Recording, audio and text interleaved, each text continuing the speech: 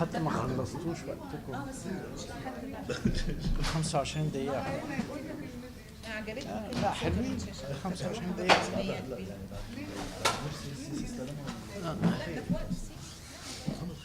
Okay,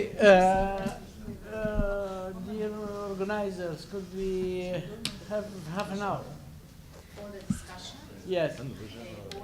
Let's see how the But maximum half an hour. Yes. Okay? So we have half an hour.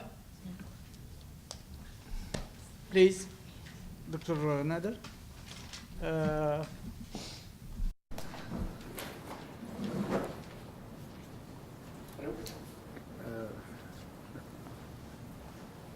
تمثيل ياسمين لريم مش هي المسؤولة. لا هي مش مسؤولة أبدا. ده شخص مش مسؤول. طلبك.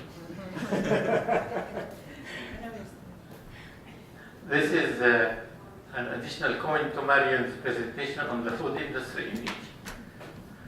You probably know that a few days ago the US FDA has planned a very serious restriction on imports of food products from Egypt.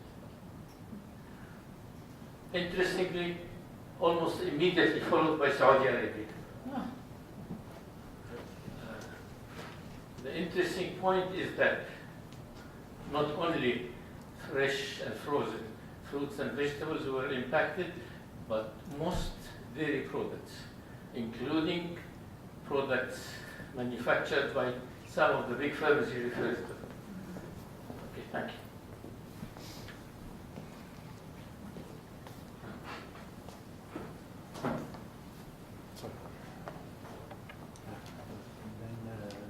Yes, I mean, I want to bring Bilkis into this discussion because quite a lot of people, when they speak to me from Yemen, point out the degree to which the Yemeni market is now flooded products, food products, processed food products from the Gulf and Saudi Arabia. And incredible though it seems, given their rich agriculture, the secondary level of the global food system, i.e. the processing level, may have interests that we're not taking into account often.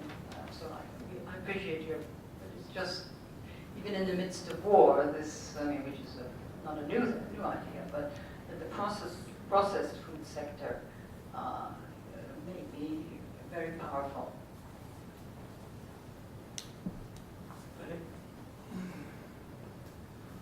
Well, it's a fantastic panel, no question. A couple of observations. One to Marian, really, which is to think about the extent to which global value chains, which is a very popular discourse amongst some social scientists, is flawed, really, as an analytical concept with what it is that you presented, because global value chains are presented as being market-driven, anti-monopoly, open and accessible to a whole range of those actors involved in the chain. And what you really kind of lay out is how it becomes au contraire, that actually there is some inclusion, but it's very uneven. And I just wonder whether I could push you a bit more in terms of how you think, because you did make a very particular point towards the end, that smallholders aren't excluded, but they are included in some way. I'm just wondering what the measure of that inclusion is, to what extent, and what kind of value more generally defined. For Reem, for both of you really, I mean, I think, is it a foolish question to ask you? To what extent do you think you have either evidence or a hunch? Hunches are good. I like hunches. To what extent do you think the exclusion of farmers from the detail of the different cases you illustrated is intentional as an active form of exclusion? And I would use the term, and I've used it before, of course, of abjection. That actually, abjection here is a term which defines the expelling of people from the development process, which is an active process of de-development through a number of different mechanisms, some of which we've discussed over the last couple of days. Is this do you think you have either a hunch or detail in terms of exploring how that is contrived and constructed by the state? Or is it just, as we might say in English, the cock-up theory of decision-making and bureaucratic management, that actually it's just the state not managing to do things very well, things fall down by the wayside, it's a bureaucratic mess, who cares really what's going on? That these things are meddlesome and unfortunate, but they're not intentional. I want really some sense of, are we now exploring another illustration of the ratcheting down of family farming, smallholders, as an intentional way in which the state is effectively promoting social engineering? Julian?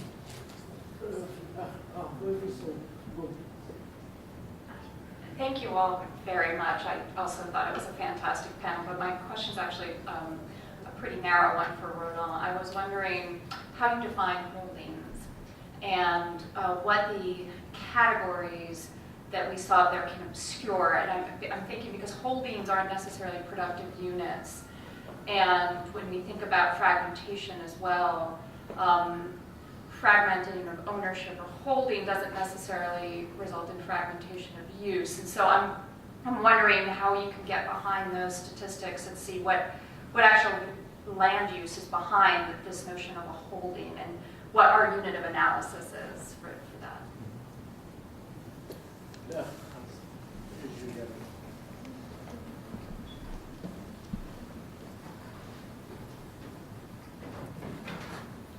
Thank you. Well, the panel was just brilliant. So I have a question for each one of you. So for Roland, so yeah, question. This time I'm trying to follow Marion advice. So Roland, so you gave us this kind of wonderful historical genealogy of the trajectory of how land, communal land is being titled, privatized. But I lost you a little bit, in terms of course, the trajectory was very long. So I was wondering, because you kind of explaining this process again, giving it profound historical roots. I was wondering how contemporary changes in food regimes or in commercialization can be seen as further elements that are consolidating this trend. Right? I was wondering how, in contemporary period, this long-term trend is being reinforced or not. Right? So that's the question. So then for Reem, I'm also very interested in the food sovereignty paradigm. So I was wondering, so I was captured by the very last phrase you said, that the idea of sovereignty was attractive in many ways to Egyptian farmers because it called back some kind of nationalist notion. And you were also referring to Edelman. But Edelman has also a critique of the notion of sovereignty, and he basically says that this concept is a little bit kind of top-down, allow me this, in the sense that it is brought in social reality.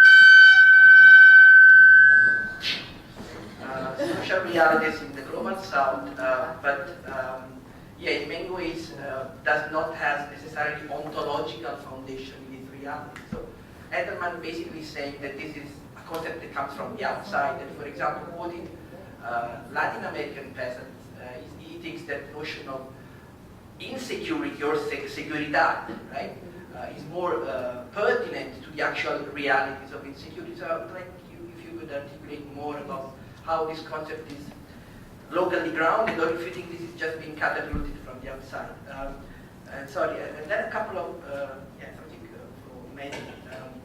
So the first is a question. So, of course I like, your emphasis on the agro-food industry as an analytical concept and how you're breaking it down. I think that's a very good methodology because sometimes we remain to this kind of macro level of analysis. But I was wondering, to what extent the processes you are defining in terms of, again, of, expelling some of the farmers can be, and concentration of the sugar industry can also be read through the prism of land reform, right?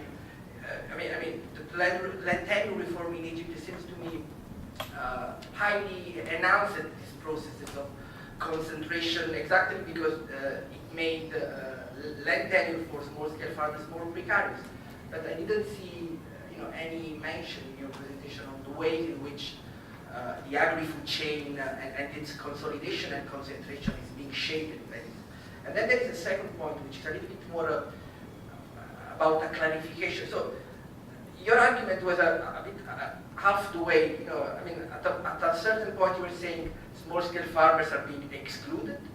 At another point you were saying that they are now being included in more indirect, informal ways. I think, my evidence from Africa is that there is another trend, and the trend is for a renewal of contract farming.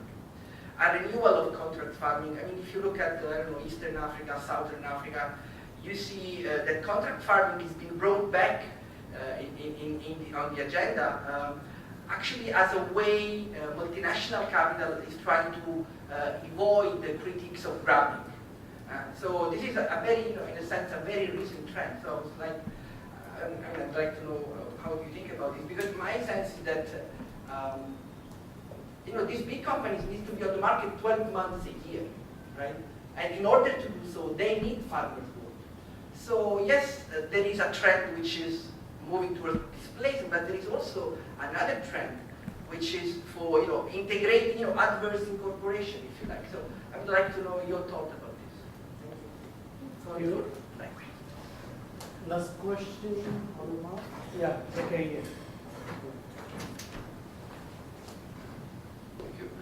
In France,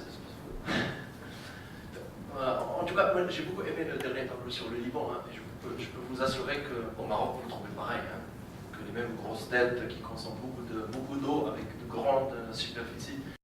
Ça, ce qui est intéressant, c'est vraiment ce croisement, cette hybridation entre la consommation de l'eau et de la terre.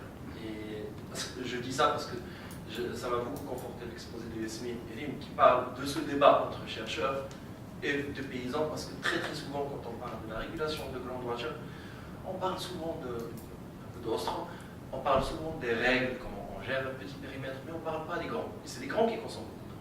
C'est les grands qui consomment une agriculture exportatrice. Et du coup, ça nous interpelle justement sur quel type de fellah, quel type d'agriculteur, quel type de métier, d'identité, mais aussi de taille, parce que c'est important. Et on enseigne souvent dans les écoles d'agro, on enseigne souvent le modèle de gros, moderne et tout ça, et c'est les petits qui sont là et qui font la tractation et qui ont des règles en place ancestrales dans les oasis, dans les montagnes et tout ça. Alors que les grands, ils n'ont pas de règles, ils ont une règle de tragédie en commun. Et puis voilà, le topo est très clair. Alors, je ne pouvais pas m'épargner, c'est juste pour la food security. En regardant le titre, je voyais la région MENA. Je n'ai pas trouvé le MENA dans l'exposé, je trouvais que l'Égypte. Et je dis ça en n'étant pas neutre, parce que c'est pour moi, en tant que Marocain, c'est très difficile, en tant que sociologue, de parler généralisé sur le Maroc. Alors, pour aller au MENA, il faut nuancer, je pense, mais je ne me suis pas permis. Thank you. Latest question? No? Okay, so please, Roland? Yeah? Yeah, please. Well, if you want, you can have 5 minutes. Yeah, it's, Each. I think it's so. Actually, for your questions about holdings, you were asking me. So actually, it's the FAO definition that was just given also in the census of Egypt, which is a moral or a physical person that can that has a productive entity that can have like many parcels, or so this is mainly the reason. And for sure here to track how, for instance, is this merger happening or this divisibility in terms of inheritance, it's actually quite difficult to capture having this kind of data. So, so it's actually under three measures. It's the physical or moral entity, being productive, and having a specific size of land. So those are the three kind of definitions to define a holdings. Julian, thank you for your question. According to, I'm really sorry, yeah, it was true that, well, the length of, it's not a longue durée, but it's still like a half of century. Well, actually, where do we place ourselves in a food regime? I think that we have to come back with a word system economy also integrated to this food regime. We are actually at the periphery of the Gulf countries, where we actually the only place where we have market. It's not Europe, like the case of other North African countries, but it's actually the center here is the Gulf country. Well, we are seeing it's actually shaken now with the Syrian crisis. We are not able to foresee our market. So I think this last food regime is actually maybe, I don't know, it's actually under shake, you know, it's disrupted. Of course, there is also the concentration of this corporate and like neoliberal that Ray was just talking in this supply chain. How can we, it's actually, it's not competition, but we actually detecting concentration between those that own large lands, that own the means of production and depleting the groundwaters, that own the machineries, that own the subsidies, that own the trade routes, that, you know, that own the means of production. So there's a concentration in this supply chain that is clear. Yeah, another concerning Morocco, I was wondering if you can reach actually this raw data, and how would you deal? It's a question for you when you are confronted into, like, for instance, Hassan II owning this part of land, or, you know, maybe it's kind of a politically incorrect in terms of to deal with it. I'm actually confronted with this situation, you know. Thank you. Thank you. Mariam? Yeah. Okay, so how can I just... Sorry. So Martha's point and Ray's question and point, I'll start with that, because of course I was feeling very rushed, and this is just a very brief description of the analytic. Food processing in Egypt is the biggest way in which capital accumulation happens within the corporate food system. And to put it just to say nationally, the greatest, most of what food processors want, I just gave the example of dairy, but we can say tomatoes, potatoes, are major commodities that food processors want, are dominated by fellahin. So one point, I didn't get to this, is that there's been a... Yeah, they're the dominant producers, produce and they sell in the market.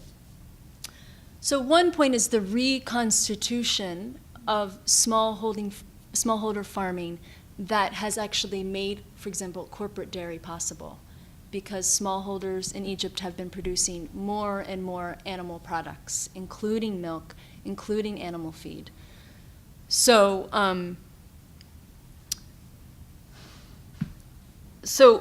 that's more of a theoretical point, is the reconstitution toward animal protein that has made this possible.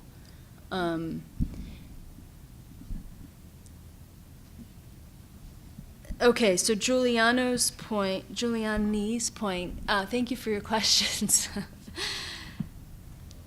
So that's the thing, is that there's both happening in Egypt. I mean, that's the point of the analytic. What can be, and this is, you know, coming straight from rural agrarian studies, is the exclusion of smallholders from a direct consumer market as supermarkets and hypermarkets gain more of the direct consumer market. But that is, at the same time, simultaneously, smallholders and vendors are incorporated in various ways adversely into corporate food value chains. So it's both happening simultaneously. And in Egypt, you know, actually one of the reasons why I looked into this is looking at dispossession of smallholders from land and what was happening to that land. It wasn't going into the hands of agribusiness largely. It was going into the hand of military or for real estate development. So the question of land, actually, it's in Egypt, the agri-food industry has been able to grow through land reclamation, the expansion of new lands. So that's a different dynamic, and it has lots of implications historically and presently for the existing agricultural lands in the Delta and Nile Valley. But I don't want to go into that now. That wasn't my presentation. Yeah, thank you. Thank you. Yes, me.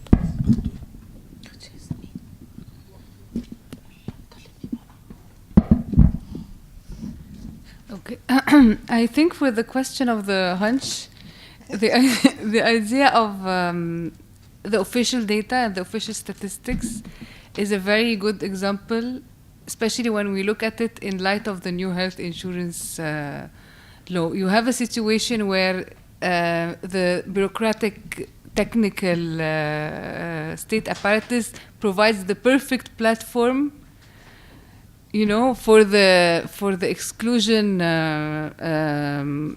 of small farmers and agricultural workers who are meant to be the beneficiaries of the law. So I think the idea of the technical versus the political, they blur very well in this example. So initially, you have a law that was done for political purposes, basically for broadening the base of the insured population as per the constitution, actually. And then a law was issued very quickly without, you know, like a proper estimation for numbers and government spending and budgets, etc. You have very obscure data sets. That's why the work that Francois presented yesterday is very useful for, you know, government officials as well, only if they read it. And then you have two state entities who are responsible for the implementation and who have very conflicting ideas about who the fallah is. One actually does not use this term at all and deals with it as a cultural resignation, you know, and the other one uses it. So I do think that this is a good example of deliberate exclusion that is done thanks to the bureaucratic apparatus, in a sense. So that's my take on this. I think Rimi will add back on the rest of the question. Food sovereignty. Food sovereignty. Okay. Yes, I'll address mainly the question about the food sovereignty from Julian. Yes, indeed, Edelman looked critically at how the notion of food sovereignty is applied and what does it mean exactly, sovereignty, and at what level, the local or the communal, or this is yes, of course. And when I said that the idea of sovereignty had a pleasing effect on nationalist ears, I was mainly also referring to the people, the politicians and the people in the parliament, because it did not pass easily. And when it passed, actually, it was not, it was mainly because I don't think anybody there quite knew what that meant or what the implications are. No, that's why I think we are delaying for the moment doing anything with this, because if we talk about it now or the implications, the next time the constitution is going to be modified, it will go. So yeah, anyway, but the idea of yes, it is a concept that is being discussed. It is debatable and fine, but in fact, this is in the realm of action. I think it was quite an achievement to get it into the Constitution, to get it enshrined into the Constitution, and then we can discuss later what it means exactly. But in this case, it was clear that it, in a simple and direct way, it has to do with the idea of preserving local varieties, preserving agrobiodiversity, putting the more power in the hands of the direct producers. So we need this very much as a political tool. The other part of the debate is should not hamper us. Whether it is a foreign or outside idea, yes, and why not? It is not more foreign than the language of the World Bank that is becoming a part of everyday life in villages and people. And also, frankly, farmers and farmers leaders or ordinary farmers, they would like to learn new things. It is not. I'm not ashamed to say that yes, maybe this is part of the deal, part of working together. Meaning that I learn new things, they learn new things from me. I'm not ashamed, but to keep away things that come from outside, from the farmers, is really patronizing. They are agents, they have full agency. They can decide for themselves whether they want to take something from the outside or not, whether they like it or not, whether they want to destroy their land or build houses on it or not. And then I fight with them as an environmental activist, for example. So it's, they're not really fragile creatures who will collapse at the first foreign notion coming their way. Sorry for being sarcastic. Yes. Maybe another part of maybe slight kind of evidence or hunch that the state is excluding the peasants has to do, if you look at the discussions again during the formation of the Constitution, because the farmers really did organize themselves rather well and presented demands. And one of the things that they were keen about is to keep the 50% of the farmers and workers. But this went. This demand was not included in the Constitution. And they considered, and rightly so, this to be a very serious blow to their political weight, or even the symbolic idea of farmers at all. And with this, so this was not just a matter of form; it had implications.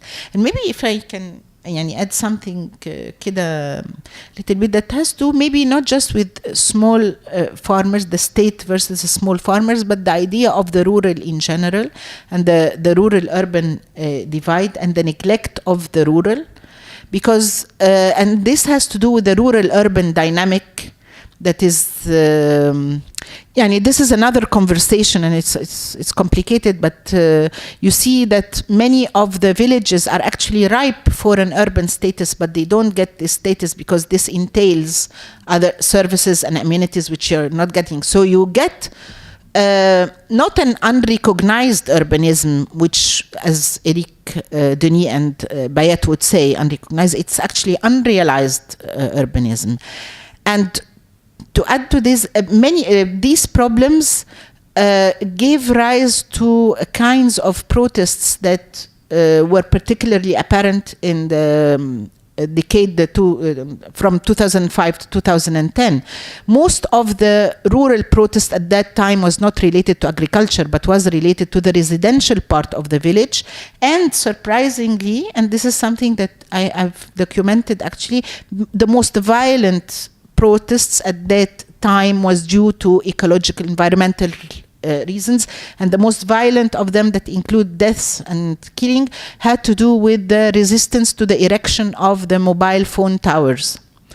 And they had a very, very clear pattern with the involvement of women and youth and people organizing themselves in the village to track when the car of the company was coming and the way their text was really, and of course demands for clean water, demands for pedestrian bridges. So all of these things, they had to do these demands for citizenship entitlements for the residential parts of the village, and these were being denied mainly by the very arbitrary way in which the title city is being granted.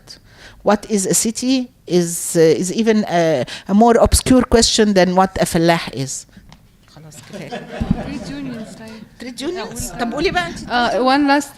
One last evidence for the objection, if you wish, concerns the right to organize. So you have very systematic, ways of excluding farmers from the organizing efforts that we discussed in this paper. These no longer exist, by the way. One is the trade union, and the other is the cooperative laws. So there was an interest in the idea of cooperatives, farmers, small farmers, but then there are like numerous laws that deals with the idea of what a cooperative is, and there are different ministries having decrees concerning the how to run a cooperative and the legal status of a cooperative, etc. So it never materialized into anything concrete. But the other more strong evidence is the almost disappearance of trade unions as a result of the non-materialization of the actual law. So basically, a declaration was issued after the uprisings, and initially it was supposed to be transformed into a law, but this never happened. Not only that, there was the protest law that actually deprived groups from protesting, etc. So it almost killed the independent trade union movement. So I think you have.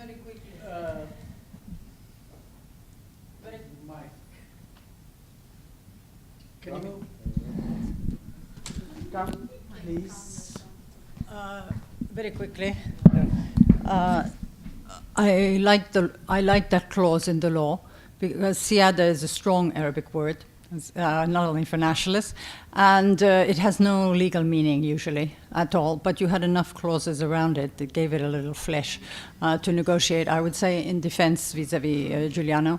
But my major question is, how is it with that definition of a holding that you don't count the same piece of land twice, once for the owner and once for a tenant? I just don't understand, because it's not linked to to the land on the ground exactly. Yeah. Well, the tenant does not exist anymore in the records. It only exists in. I mean, that's Egypt, but we have the same problem. Yeah, the tenant doesn't. Well, the land is the piece of land is not registered twice because it's only a landholder. There is no tenant in the census. There is no tenant in the agricultural cooperatives. There is no. It's not recognizable at all. So. Yes. Exactly. Can be an owner or can be a tenant. Exactly. But if you have a lot of absentee land ownership, as you do in this country, maybe not so much in Egypt, it's very easy that you get, not absentee from the actual village, but living a few villages down. Yeah. How do you get this is a question more for Roland than it is perhaps. Because for me the case is quite clear. You have the record that has the number of owners. The tenants were completely disappeared after the implementation of the land tenancy. Okay, so they're not registering. They're not registered.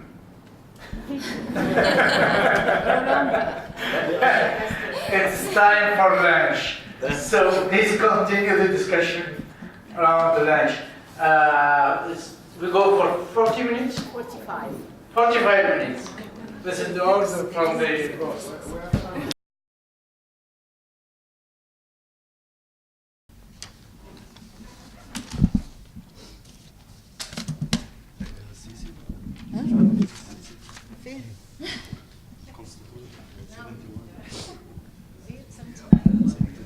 حتى ما خلصتوش وقتكم 25 دقيقة لا حلوين 25 دقيقة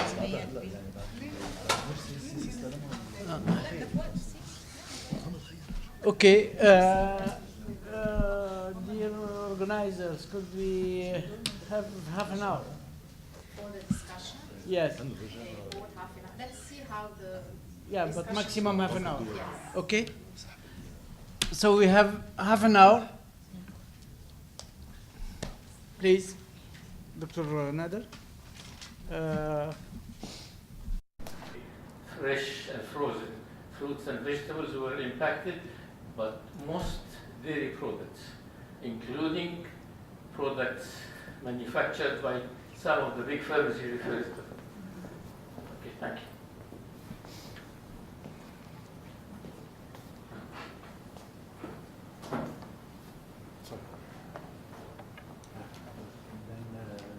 Yes, I mean, I want to bring Bilkis into this discussion because quite a lot of people, when they speak to me from Yemen, point out the degree to which the Yemeni market is now flooded with products, food products, processed food products from the Gulf and Saudi Arabia. And incredible though it seems, given their rich agriculture, the secondary level of the global food system, i.e. the processing level, may have interest. Accessible to a whole range of those actors involved in the chain. And what you really kind of lay out is how it becomes au contraire. And actually, there is some inclusion, but it's very uneven. And I just wonder whether I could push you a bit more in terms of how you think, because you did make a very particular point towards the end, that smallholders aren't excluded, but they are included in some way. I'm just wondering what the measure of that inclusion is, to what extent, and what kind of value more generally defined. For Reem, for both of you really, I mean, I think, is it a foolish question to ask you? To what extent do you think you have either evidence or a hunch? Hunches are good. I like hunches. To what extent do you... Risks that we're not taking into account often. So I appreciate your, it's just, even in the midst of war, this, I mean, which is not a new idea, but that the processed food sector may be very powerful.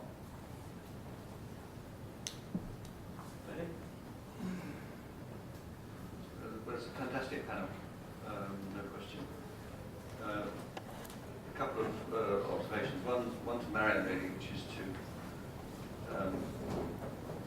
think about the extent to which global value chains, which is a very popular discourse amongst some social scientists, is flawed really as an analytical concept with what it is that you presented, because global value chains are presented as being market-driven, anti-monopoly, open.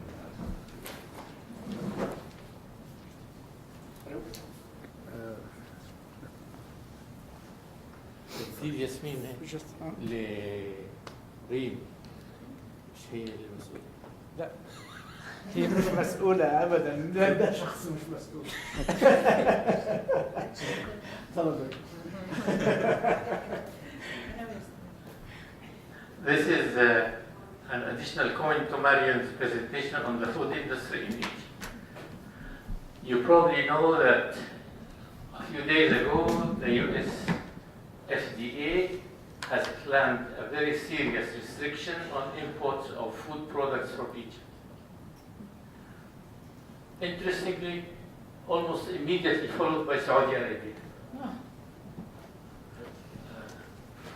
The interesting point is that not only